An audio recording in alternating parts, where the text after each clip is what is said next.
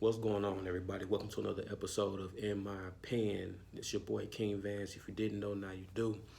And in this particular episode, I'm going to introduce storytelling time.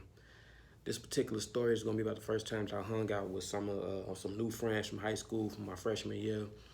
Um, Getting into little situations and end up getting home a little bit too late and had to come up with a creative story off the top of my head, right? All right, so I'm finna get right into this. So I'm not gonna use any full names. I'm gonna use probably their initials or something like that. But so it's my freshman year of high school, so we about what 14, 15, something like that. However old you are when you were freshman. And we decided to leave school early. So I left school with the homie CJ, my homie AD, and the homegirl PB. And left school early. Um, if I remember correctly, I think we went to Washington Park to shoot basketball, to play basketball. We was waiting on one of their friends that they went to grammar school with, who was going to an all-girl high school. So we was waiting on her to get home, and then we was waiting on her mom to leave so we can all be in the crib. And so while we doing that, we shooting hoops or whatnot, and then we get the phone call basically saying it's cool to come through. So we roll over there, whatever. We get there, so the plan is to smoke a little bit and relax. That's it. I don't remember what time we left though. I do remember we left early. We did ditch. We didn't ditch the whole day, but we definitely ditched early. We left early, super early. Like I think we only went to like I don't think we went to fourth period. I think that's just how early we left. Right, we didn't go to fourth period. So we sitting up in the crib, waiting to get some smokes, and they homegirl. I ain't got no issues for her, so I'm just gonna keep calling her homegirl because I don't want to throw her name out there. None of my stories will have nobody's names. If I don't have a nickname or initial form, I'm not gonna throw your name out there. I call her light bright. I'll call her light bright because she was light skinned. She was real light skinned, and so light bright had a homeboy who lived like around the corner or up the street or something like that, and he was gonna come with the smokes. So we ended up going to his crib in his garage, sitting in a circle, smoking or whatever. And then I think we had a little bit left to come back to the crib to smoke with. I'm not positive about that, but we came back to the crib, and when we got when we got to the house, so I was talking to CJ and AD, about Lightbright or whatever. You know what I'm saying? At that particular time, I thought she was kind of cute, whatever, whack the bam, and supposedly she thought I was too. I don't know is what I was told. Um, so we sit in the crib, we high as hell, and the first thing I could think of was like, dang man, I hope Shorty, you know what I'm saying? I hope Shorty on something. So out of nowhere, one of them like, hey, Lightbright said, come here real quick. So in my mind, I'm like, oh yeah, here we go. So I go in the room talking to her. So we talk for like maybe 5 minutes, and I can't remember. It was a reason why she wasn't willing to do it that particular day, but I can't remember. But it was pretty much shut down. So we talked for like another 10, 15 minutes, and I had went back in the living room with CJ. Now the whole time everybody even smoke, we high. We think CJ playing, like we don't think he high, like we think he just, being extra or whatever, right? So the whole time he in the living room trying to act like he high, and he ain't high. You could tell, you could see it in his face. He just playing. So I think because we left so early, we didn't realize how late it was getting. So out of nowhere, uh, me and AD like, hey, we gotta get back to the crib. Now I don't know if me and him was the only ones who lived further south than everybody else. Because I don't know where he lived. I don't even think he was south. I think he was headed west, if I'm not mistaken. And I don't even remember where Lightbright was living at. Um, Man, I can't remember where she was living at. I don't remember where we was at all. God, that was so long ago, and I ain't been home consistently in like 10 years. So I'm getting. I mean, anyway, so I don't want to get too far in that, but I was going back south. Now I'm from Chicago. For people who, if you don't know, haven't watched my videos, if it's the first one you've seen, I'm from Chicago. I'm living further south, like I'm off 95th and Halsted at this particular time, and I'm not sure where AD was going, but we both had to hop on a train to get back towards the south side. So, and it's getting dark. This is around close. We know we in school, so it's getting dark outside. Quicker than it usually is. So I think it had to be like about maybe 5, maybe close to 6. I think like 6:30 is when it starts getting dark. So and it was a Thursday.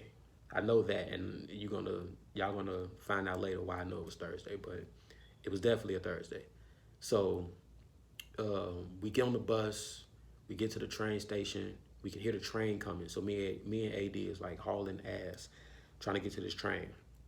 As we running, we hop over the thing we didn't even pay to get to get on the train. We run and hop over the thing, whatever, run. I get on the train. As soon as I turn around, the doors is closing. Boom. AD standing on the other side of the door looking at me like, so I'm just sitting there like, bro, ain't nothing I can do with this. So so the train takes off. So I'm standing there.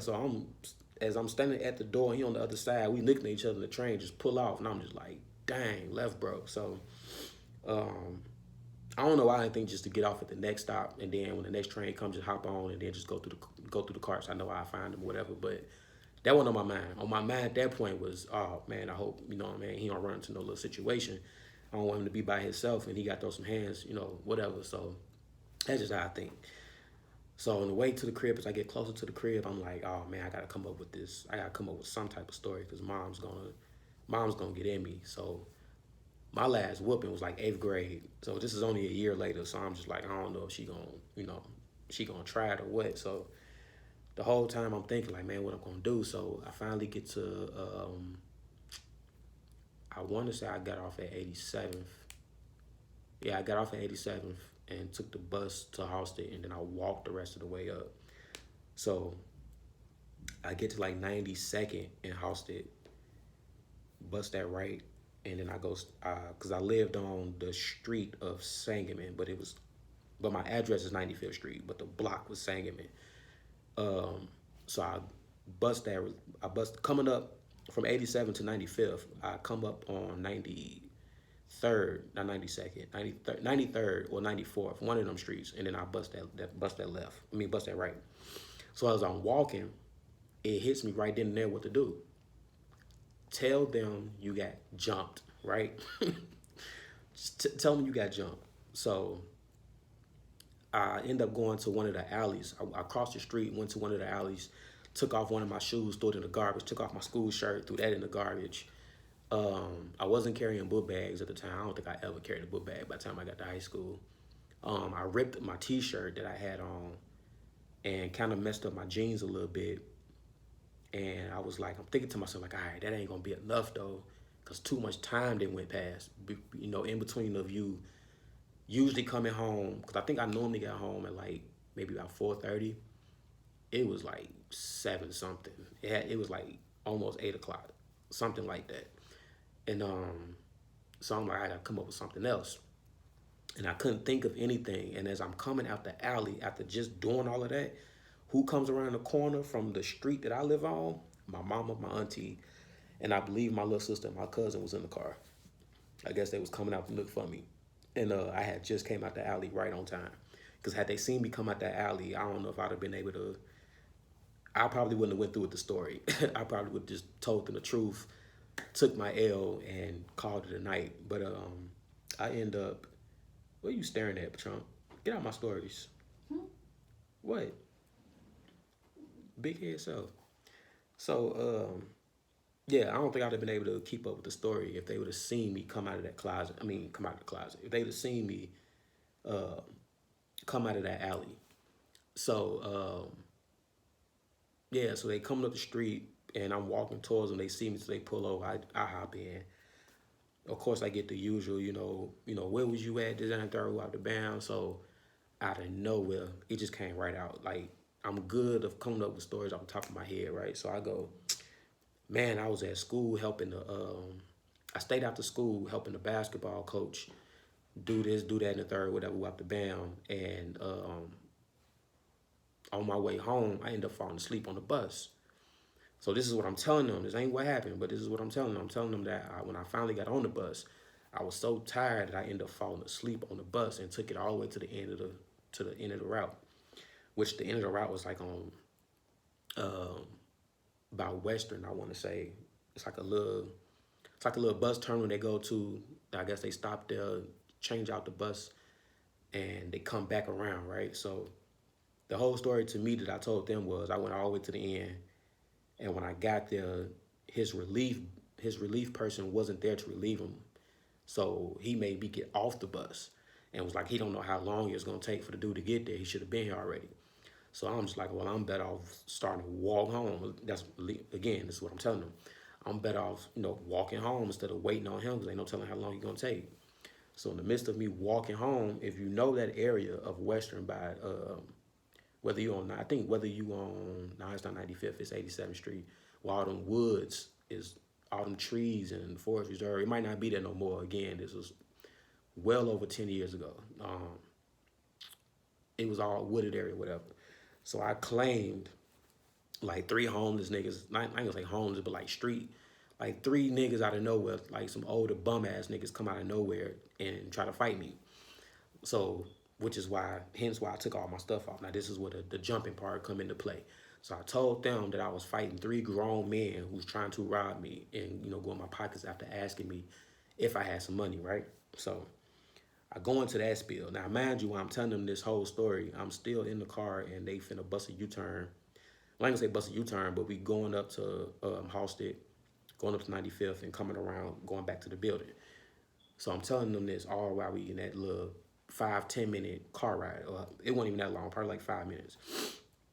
And so as I'm telling them the story, then I just walk the rest of the way home.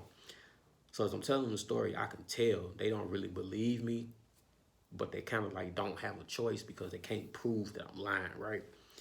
So we get in the crib. Now when we get in the crib, this is why I know it was Thursday because SmackDown was on. And at this time, I was still a huge wrestling fan. So when I seen SmackDown was on, I'm like, all right, cool, I'm finna watch TV. I guess my sister was in there watching TV already, and SmackDown had came on TV or whatever. So I'm like, all right, I'm finna go in the room and chill out for a minute. I'm gonna go back out and look at SmackDown. So mom's come in the room, and I'm like, oh, I'm busted. I'm thinking she finna come in with the belt, like, you must think we stupid and get the going crazy on me, right? So nah, that didn't happen. So she come in, she just like, she's like, you good? You all right? So I'm just like, yeah, I'm cool. Whatever, I'm trying to play the role. So she gave me a hug. So I'm like, when she gave me the hug, I'm like, why she giving me a hug? So then I'm like, oh, nah, forget that, play along, nigga. So I just started crying, break down crying or whatever.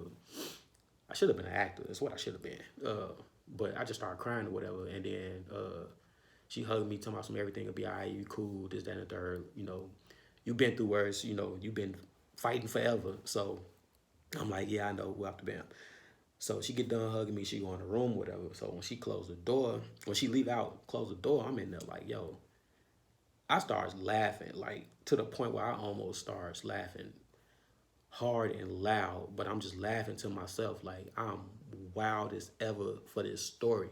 Now I don't know what my homeboy AD went home and told his mama, told his parents, or whatever he had going on, but I just thought it was super wild for the story that I told them to make up for me leaving school early to go smoke and get high and then come home late as ever and got no real explanation to why I did any of that. So to avoid getting into more trouble, that's the story that I came up with. So for years, I let that ride. Like I think just last year or maybe the year before, I put this whole story on Facebook in a post.